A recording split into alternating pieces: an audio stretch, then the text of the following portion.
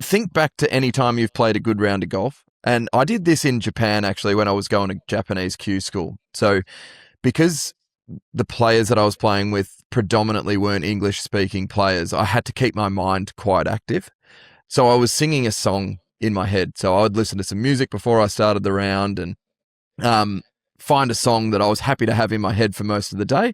And just to stay in the present, which is always a good thing to be doing. I just want to get the scene set. It depends. It really depended. I couldn't even give you any off the top of my head right now because it changes like the wind. Some days it'll be a bit of rock. Some days it'll be a bit of indie pop. Some days I've even had some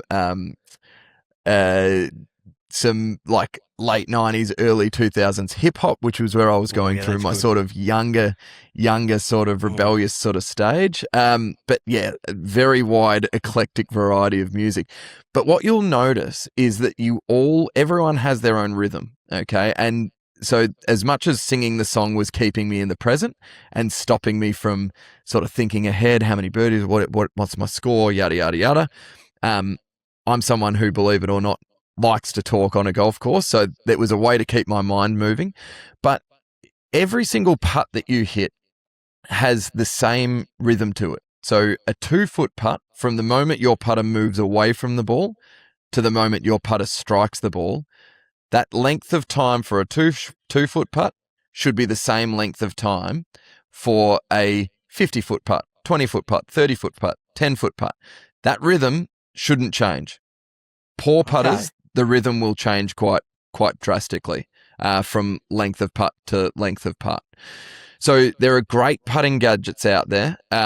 There's a system called the blast system, which is something that you put on the end of your putter, and it literally gives you the speed and the rhythm and the cadence of your stroke.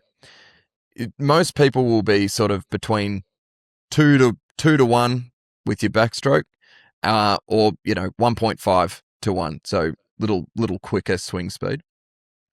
But everyone will have their own rhythm. So the best way to go about finding your own rhythm, a metronome's another good one. Just download a metronome app and hit putts with your eyes shut. So just shut your eyes, swing the putter, find center contact of the putter, and find a nice rhythm. You don't even need to be necessarily putting it towards a hole or a distance, but find a nice rhythm that you feel like the cadence is good, and find that timing on the metronome putter.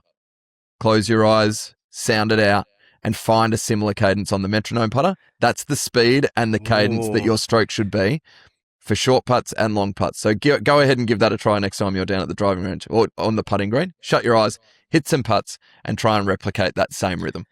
All right, next week I'm coming with best songs to putt to. That's what we're gonna do.